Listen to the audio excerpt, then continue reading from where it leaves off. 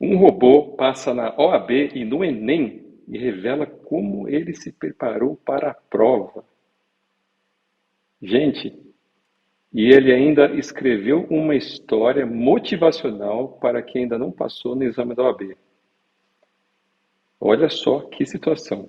Antes de tudo, deixe-me me apresentar. Eu sou o professor Marlon de Brito, com 30 anos de experiência em inovação tecnológica, em gestão de processos, direito e agora me especializando em ética das novas tecnologias. Vamos ver o que aconteceu, que robô é esse, vamos explicar tintim por tintim desde o início para quem não sabe nada do que está acontecendo aí.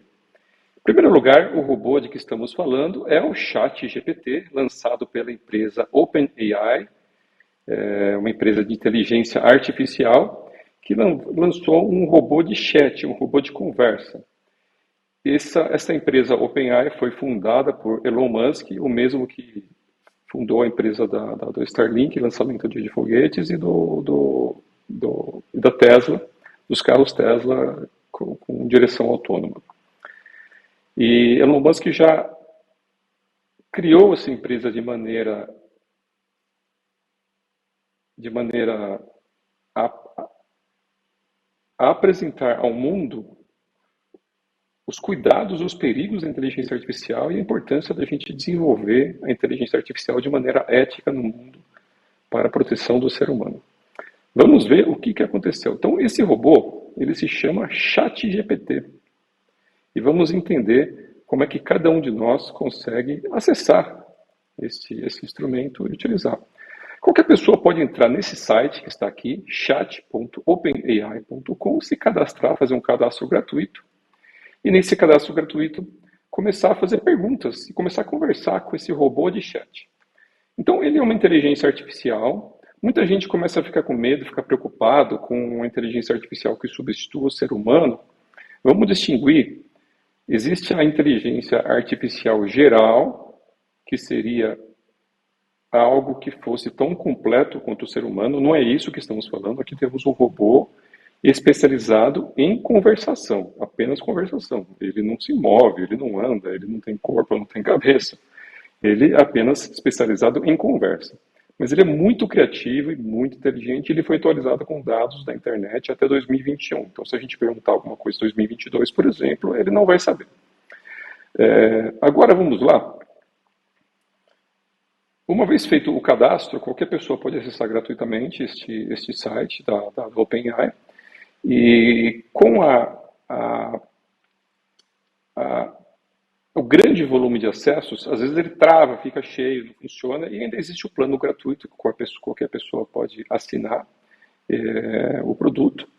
E por $20 mensais ele tem uma preferência nos recursos, e quando estiver muito cheio, o usuário tem mais vantagens. Mas o gratuito já está muito legal, já dá para fazer muita coisa, praticamente. A versão gratuita já resolve as necessidades da maioria das pessoas. Para gravar esse vídeo, eu pensei, poxa, deixa eu perguntar para ele mesmo contar que passou no exame da OAB. E eu falei, me dá um script de um vídeo do que eu vou fazer aqui. E ele mesmo me ajudou a fazer um vídeo, um script desse vídeo. Olha só o que ele escreveu, foi ele. Olá pessoal, como vocês já sabem, recentemente fui aprovado na primeira fase do exame da OAB. Hoje gostaria de compartilhar com vocês algumas dicas para ajudá-los a se prepararem para esta importante prova. É o robô que escreveu isso, gente. A primeira dica é: comece a estudar com antecedência. O exame da OAB é uma prova bastante abrangente, exigente. Então vocês podem ir lendo isso aí, pausando o vídeo e lendo todo o texto que ele foi escrevendo. A segunda dica é: leia com atenção as questões, as alternativas antes de responder. Isso parece óbvio, mas é uma armadilha comum. A terceira dica: faça muitos exercícios. A prática é fundamental para fixar conhecimento e vá explicando cada item. A quarta dica é algo que eu estudei para concursos. Eu passei em 4 concursos jurídicos de nível superior e eu usei essa técnica que ele está ensinando aqui. Olha que interessante. A quarta dica é: utilize mapas mentais para organizar as informações. Os mapas mentais são uma excelente ferramenta para ajudá-lo a visualizar e entender melhor as interconexões entre os conceitos e os tópicos que serão abordados na prova. Gente, olha que bacana. Eu recentemente pedi para ele fazer um mapa mental e ele me respondeu: posso fazer isso aqui ao vivo, aqui um teste aqui, por exemplo. Faça um mapa mental sobre, vou colocar uma coisa que todo mundo conhece, sobre a classificação dos seres vivos. Ele vai recusar, e eu vou explicar aqui o que vai acontecer. Desculpe, mas como modelo de linguagem não tenho a capacidade de criar mapas mentais. No entanto, posso fornecer informações, classificação é feita com base... Aí ele começou a explicar de outra maneira, através de texto, tudo isso aqui. E ele começou a fazer um pouquinho... Olha só, ele começou a fazer uma explicação. Mas existem já, depois do ChatGPT, já surgiram os hacks, a maneira de você contornar as limitações dele. Então, uma maneira que a gente pode fazer é o seguinte... faça um mapa mental sem imagens, com tópicos, sobre a classificação dos seres vivos. Será que ele vai conseguir? Vamos ver. Claro, aqui está o mapa mental. A gente conseguiu superar uma limitação dele. Ele foi fazendo um mapa mental para a gente ao vivo. Ao vivo. Estou gravando e ele está respondendo para a gente esse mapa mental. Eu não sou especialista na área aqui, eu peguei uma área que eu não conheço e ele foi escrevendo, ele está escrevendo e por aí vai. Você pode pedir para ele reescrever, tem diversas técnicas aí, né? Então vamos voltar aqui do chat que eu estava sobre o exame da OAB. Após essa questão dele ter passado na OAB, eu falei, poxa, e o que você fala então para quem não passou, né? Você tem alguma dica? Deixa eu lembrar aqui como é que está esse... Numa das versões que eu pedi para ele colocou aqui a questão. Em 2019, a taxa média de aprovação na primeira fase do AB foi de 24,13% em todo o Brasil. Aí ele falou da taxa no Sudeste de 31%, no Norte de 15%. A simulação foi recente, foi publicada no jornal Estado de São Paulo, Estadão. Hoje é dia 22 de fevereiro, se eu não me engano, edição de ontem, 21 de fevereiro, explicando em mais detalhes. A gente vai colocar como link aí na descrição as fontes dele passar na primeira fase do exame do AB, não foi na segunda fase, ainda não testaram na segunda fase. E também no Enem, no Brasil, ele simulou a última prova do Enem e ele tirou uma nota 22% superior ao estudante médio brasileiro. Aqui ele foi dando algumas dicas. Aí aqui eu perguntei, o que você diria para encorajar e motivar quem não passou no exame do OAB? Então ele primeiro fez um texto aqui genérico para aqueles que não passaram, gostaria de dizer que não desistam dos seus sonhos, se tornar um profissional do direito. Então ele escreveu um texto muito bacana aqui, quem quiser daqui a pouco pausa e pode ler isso aqui. Aí eu coloquei para ele, vou lançar um desafio criativo ali. Você pode reescrever isso no estilo narrativo da Jornada do Herói de Campbell. A Jornada do Herói é um estilo narrativo que é utilizado em muitos livros, cinema, mitologia, até mesmo é uma tendência antropológica das religiões ao redor do mundo. E olha só o que ele fez aqui. Deixa eu só aproveitar aqui. Conforme ele escreveu, ficou bacana, mas eu falei, reescrever através de uma história fictícia, do estilo narrativo, porque ele tinha feito a Jornada do Herói de uma maneira diferente. Então, mais importante do que utilizar essa ferramenta é saber como perguntar. Então já estão surgindo aí cursos, dicas de como você explorar ao máximo. O mais importante do que ter a resposta é saber fazer a pergunta certa. A técnica coaching, por exemplo, é uma técnica muito bacana que nas minhas próximas aulas eu vou falar um pouquinho. Eu tenho formação em líder coaching para liderança. E eu comecei a usar essas técnicas como chat e começou a dar muito certo. Foi muito bacana. Então eu pedi para ele escrever através de uma história fictícia no estilo narrativo. Então aqui ele não falou de uma pessoa fictícia. Aí ele começou aqui, com certeza, aqui está reescrita no estilo narrativo na Jornada do Herói, usando uma história fictícia. Havia uma jovem estudante de direito chamada Ana, e ele escolheu esse nome, não induzi de maneira nenhuma, ele escolheu esse nome, qualquer Ana que eu conheça por aí é mera coincidência. Uma jovem estudante de direito chamada Ana, que sonhava em se tornar advogada. Ela estava determinada a passar no exame da OAB, mas como muitos estudantes, tinha dificuldade em se preparar adequadamente para a prova.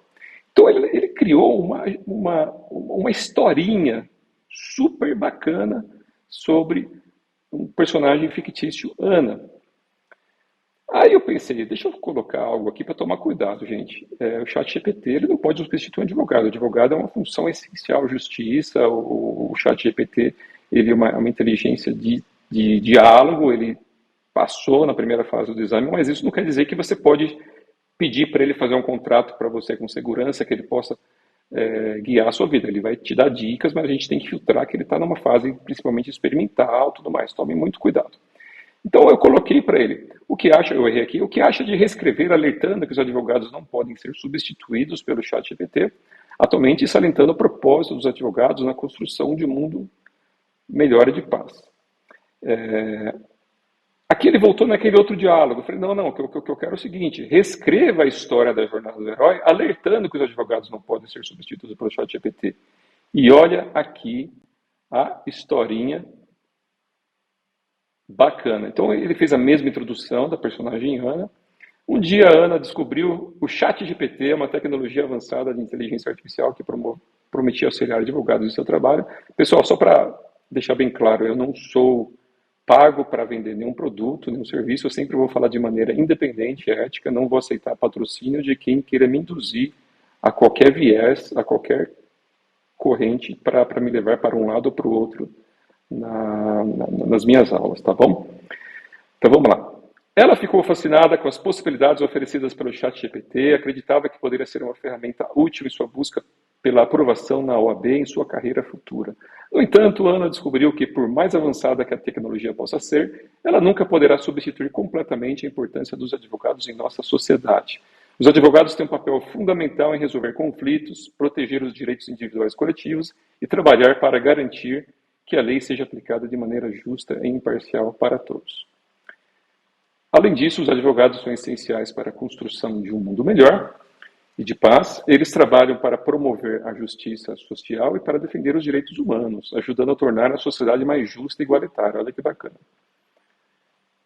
A quem possa imaginar, eu não sou advogado, tá? Eu tenho formação jurídica, já passei no exame da OAB quando terminei a faculdade, mas eu prestei concurso, hoje eu sou oficial de cartório de registro de imóveis, tá?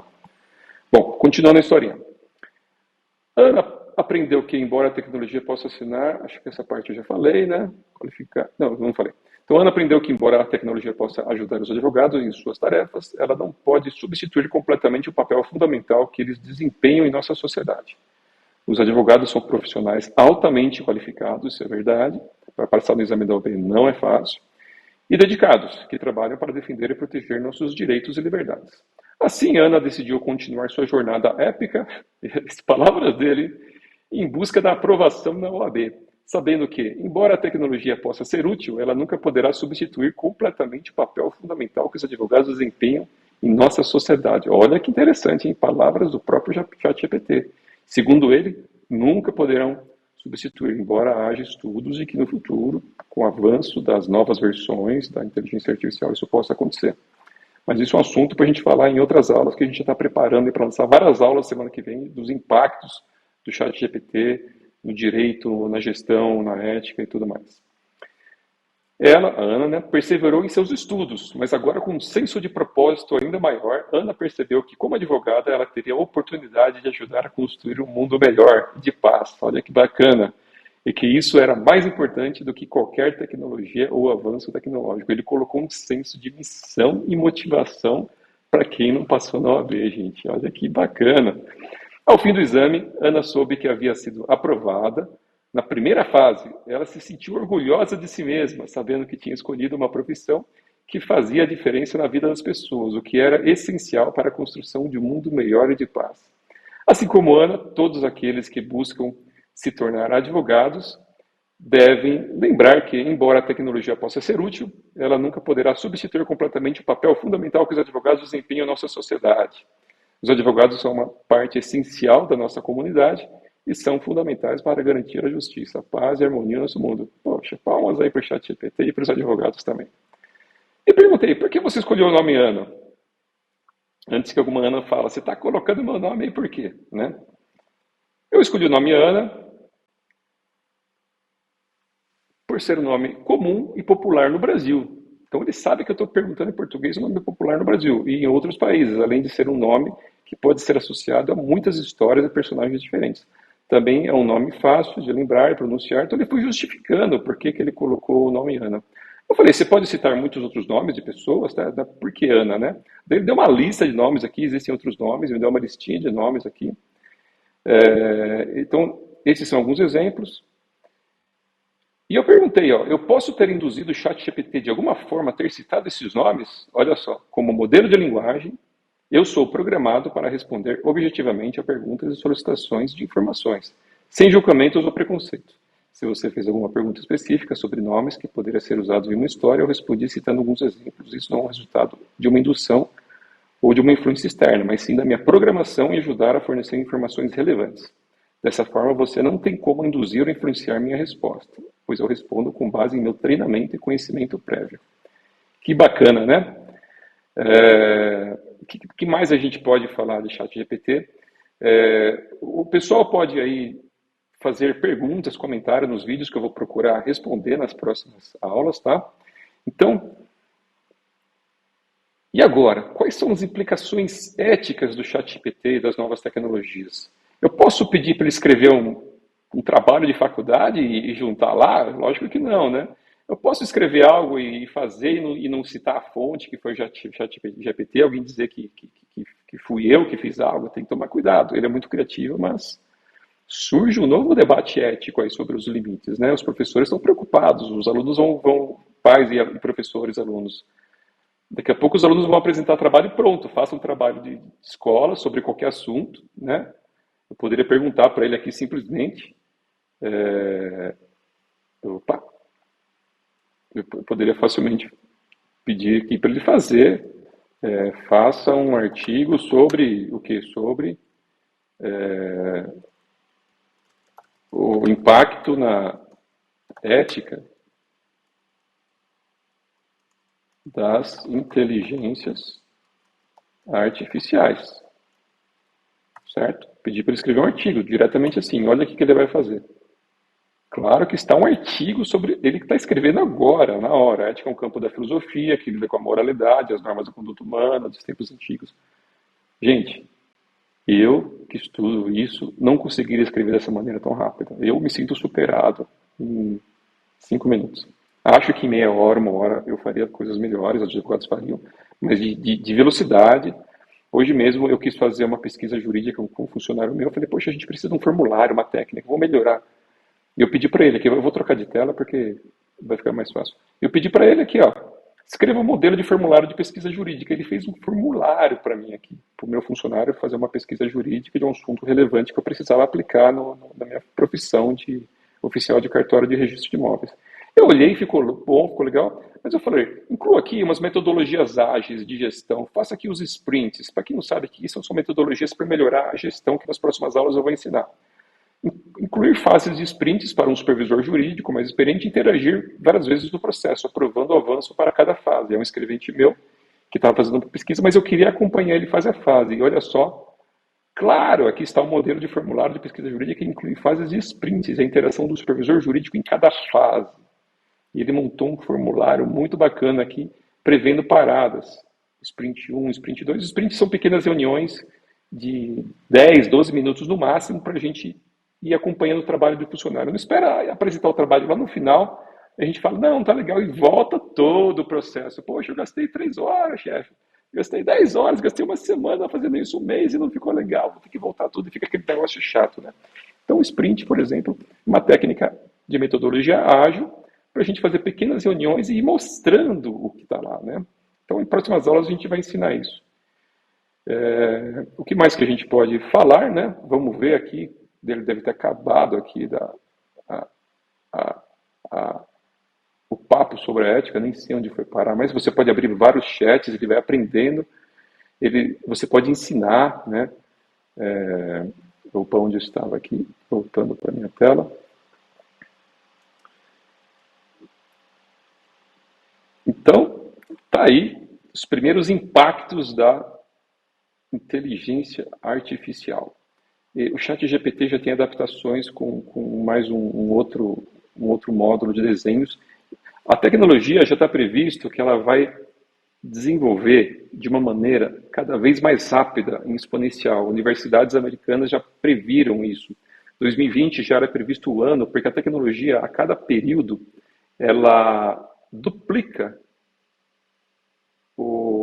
a capacidade computacional. Então, 2020 já era previsto como o ano em que a inteligência artificial alcançaria a capacidade humana em alguns aspectos, como está comprovando aí o ChatGPT. E agora já lançaram hacks.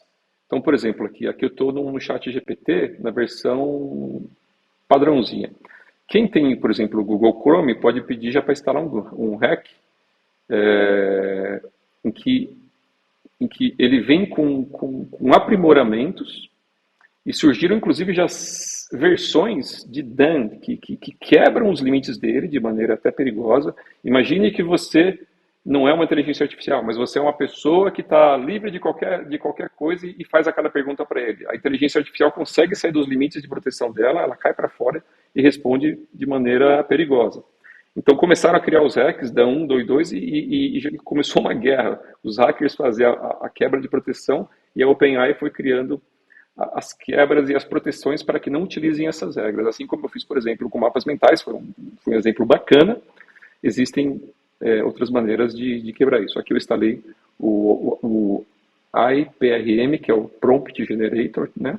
Então eu posso pedir para ele escrever tons em tom autoritário, frio, confidente, emocional, uma piada, humorístico. Então ele te ajuda a montar estilos de escrita acadêmico, analítico, argumentativo, né? Então, isso aqui é uma extensão para se instalar, que é possível instalar, por exemplo, no navegador Google Chrome, né? Cuidado para não instalar de outras fontes não confiáveis, senão você vai estar instalando um vírus ao invés de estar instalando... Ao invés de você hackear com boa intenção o chat GPT, você vai ser hackeado por alguém, vai roubar sua senha, vai roubar seu dinheiro. Cuidado aí com o que você instala nos seus computadores. Em próximas aulas a gente vai falar também sobre segurança digital e tudo mais. Em próximas aulas vamos falar também sobre mapas mentais, como a gente pode aproveitar o ChatGPT para aprender, ele ajuda a ensinar, né? Gente, com ele surgiram agora muitas tendências. Tem empregos caindo, tem empregos novos surgindo, tá? Não fique para trás. Inscreva-se aí no meu canal, no YouTube, Professor Marlon de Brito, siga minhas redes sociais e clica no sininho aí para você ser notificado das próximas aulas, que a gente vai lançar uma campanha de aulas e em breve a gente vai fazer umas aulas ao vivo, com entrevista ao vivo com o ChatGPT, por que não? Vamos ver ao vivo. Em breve, essa aula é gravada, mas em breve a gente vai ter ao vivo a reação do que pode estar acontecendo. Pensou que legal? Que bacana? Nas próximas aulas eu pretendo mostrar para vocês como qualquer pessoa pode usar o ChatGPT de maneira fácil. No seu notebook, no seu celular, desde já você já pode usar. É simples, é navegador, não é programa, é só navegar para o site. Como contornar os erros e imprecisões, porque no meu trabalho eu pedi para ele fazer alguns documentos e ele deu uma deslizada, mas eu fui ensinando, ó, faz assim, faz assado, faz diferente, né? Eu posso, por exemplo, aqui, que é minha área que é de cartório, eu posso pedir para ele, eu vou criar um novo chat aqui, eu posso pedir para ele, por exemplo, escreva um requerimento de averbação de construção perante um cartório de registro de imóveis. Será que vai ficar legal? Eu não fiz isso ainda, estou descobrindo agora. Vamos ver o que vai acontecer. Modelo de requerimento, ao cartório, tal. Seu nome, olha só, ele coloca a qualificação que tem que ter no Brasil: nome, estado civil, profissão, RG, CPF, residente domiciliado, proprietário do imóvel da matrícula tal, do cartório tal, venho por mês que requerer. Por enquanto, nota 10. A construção realizada de acordo com as informações: endereço do imóvel, descrição da construção, data de início da construção. Ele colocou até dados a mais que nem precisaria. Para fins de registro, anexo os documentos, ele fala os documentos que ele está anexando, ele sabe os documentos que tem que colocar: carnê de PTU, planta aprovada, certidão de baixa. Então, depois a gente vai analisar vários testes do que está acontecendo. E olha que bacana, tal e assinatura do requerente. Às vezes é comum a gente não fazer um requerimento em primeira pessoa, fazer em terceira pessoa. E olha só, reescreva em terceira pessoa, né? Eu, tu, ele. Então, terceira pessoa do singular, que é uma maneira comum de fazer requerimentos. Vamos ver? Ao cartório, tal. O requerente, portador, ele vai colocar solicita, requer. Olha só que bacana, gente, que bacana. Então a gente vai aprender a fazer as perguntas certas para extrair o máximo do poder que ele tem, tá? A gente vai falar em próximas aulas aí se vale a pena usar o chat GPT pago. Estou usando aqui a versão paga, porque ela não sai do ar para eu gravar um vídeo, ele parar no meio e sair do ar para mim seria ruim. As pessoas em geral espera um pouquinho, dá um reload, dá um reload no seu navegador que ele volta logo, né? A gente vai ver se é seguro, se é ético instalar essas extensões, se seria ético a gente usar um texto pronto, escrito, né? Então, deixa suas perguntas, seus comentários no vídeo, que eu vou procurar responder nas próximas aulas, certo, pessoal? Então, eu só quero dizer que eu não sou advogado, eu não presto serviço de consultoria, tá? Não sou advogado, qualquer coisa jurídica, procure um advogado, tá bom? Habilitado na Ordem dos Advogados do Brasil. Então, é isso aí. Gostou? Achou interessante? Quem você conhece que pode ser beneficiado com esse conteúdo bacana, curte aí para o YouTube dar relevância e compartilha com quem você acha que isso vai fazer a diferença, certo? É isso aí. Obrigado. Até a próxima aula. Tchau, tchau.